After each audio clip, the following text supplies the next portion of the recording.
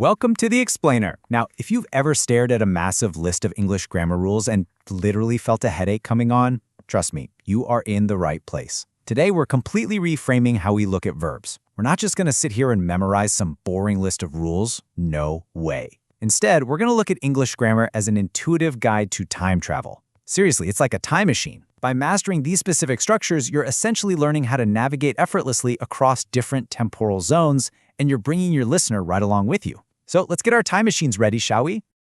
Here is our roadmap for today. We're going to organize 7 potentially intimidating English tenses into 4 super digestible time zones: mastering the present, exploring the past, predicting the future, and connecting past and present. Section 1. Mastering the present, habits, and the here and now. Okay, let's dive right into this. We're kicking things off with the present simple tense. Think of this as the absolute baseline for our daily lives. Whenever you need to describe a habit, a regular daily routine, a scientific fact, or just a general truth, this is the tense you want to lock into. It's basically the grounding wire of the whole English language. To make this even easier, English gives us what I like to call cheat codes. We've got our present simple signals right here. Always, usually, often, sometimes, never, every day, week, month, or on Mondays.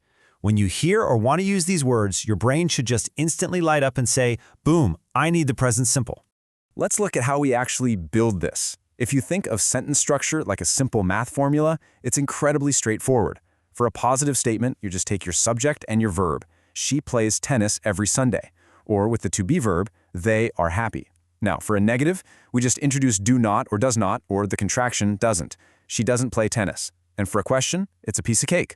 Just pull that do or does right to the very front. When does she play tennis? All right, now let's see how this shifts as we move to our next tense, the present continuous. We aren't talking about general habits anymore. Actually, scratch that. We are totally zoomed in, hyper-focused on the absolute now. This tense anchors the concept of an action happening at the exact precise moment that you're speaking.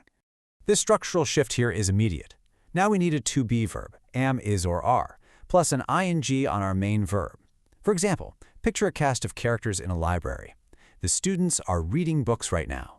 If they stop to take a break, just slide a not in there. The students are not reading books. And just like before, if you want to turn it into a question, pull the be verb straight to the front. Are the students reading books? Or what are the students reading?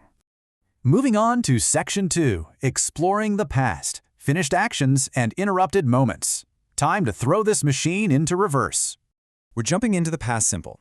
The absolute most crucial point here is that this tense is completely enclosed. We use it to describe actions that started and finished at a specific time in the past. It is done, it is dusted. The book on this action is 100% closed. To build this one, we use the second form of the verb, or we just tack an ed onto regular verbs. Let's track our character here. He visited his grandma yesterday. It happened. It's over. Or the movie was great. But you've got to highlight this pattern in your mind. When we move to negatives and questions, we bring in a new helper verb, did. So for a negative, it becomes, he didn't visit his grandma. Notice how the main verb, visit, drops the ed? That's because did is already doing all the heavy lifting to show us we're in the past. And for a question, move did to the front. Who did he visit yesterday? But you know, the past isn't always just a series of neat closed boxes, right? Sometimes we want to talk about the actual flow of time within the past. We use the past continuous tense to show an action that was in progress at a specific timestamp, like say 8 p.m. Or, crucially, it shows an ongoing past action that gets unexpectedly interrupted by something else at 10 p.m. So here are your new cheat codes for this zone. If someone says, at 8 p.m. last night, or at this time yesterday, they're pinpointing a very specific moment of progress. Words like while and when are massive giveaways too. They immediately signal that 2 things were happening at once, or one action just crashed right into another one. Let's check out the formula. We use was or were plus our ing verb. Our microsort here is nice and peaceful. I was sleeping at 10 p.m. last night. You were right in the middle of that action. The negative is just as easy. I wasn't sleeping at 10 p.m. And to ask a question, were you sleeping at 10 p.m. or what were you doing at 10 p.m.? You can easily imagine the follow-up sentence here, right? I was sleeping at 10 p.m. when the phone suddenly rang. There is your ongoing action meeting a sudden interruption. All right, on to Section 3, Predicting the Future, Decisions, Promises, and Plans. Let's fast-forward the timeline. Now we're looking ahead at how English handles the future. This is where a lot of learners get a little tripped up, honestly, because we actually have two primary ways to do this. We have the future simple on one side and the near future on the other. Future simple is spontaneous. It's for quick predictions, promises you make on the spot, or sudden decisions. But the near future, that requires some premeditation. It's for planned intentions or predictions you're making based on hard evidence right in front of you. The future simple is beautifully simple to construct. You literally just throw will in front of the base verb. Let's say you see a friend struggling with something. You make a sudden on-the-spot decision. I will help you with your homework. Completely spontaneous. For a negative, it becomes will not or won't. I won't help you. And questions pull will to the front. Will you help me? Or when will you help me? Now contrast that spontaneity with this quote. Look at those dark clouds. This is a vivid, contextual trigger. You aren't just guessing that it's going to rain. You have visible evidence in the sky right now. And when you have evidence or a really firm plan, that's what triggers the near future tense. We build the near future using the be going to formula. So, if you've already called your friends, bought the popcorn, and picked out a time, it's a planned intention. You just combine your to-be verb with going to. We are going to watch a movie tonight. The negative is totally straightforward.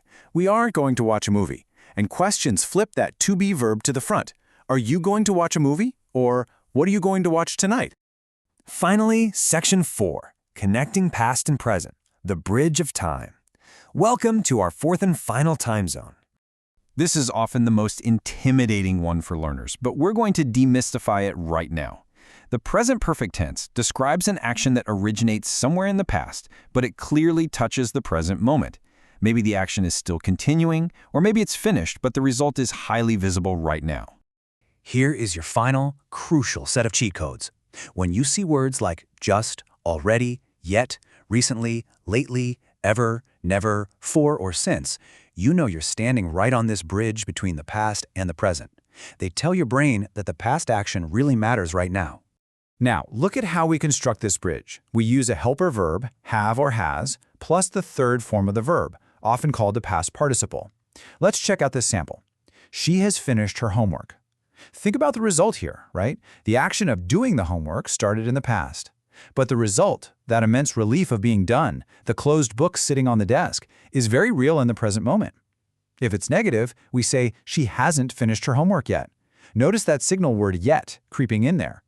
For questions, we ask, has she finished her homework? Or what has she finished? You're asking about their current state based entirely on a past action. Wow, we've covered a lot of ground today.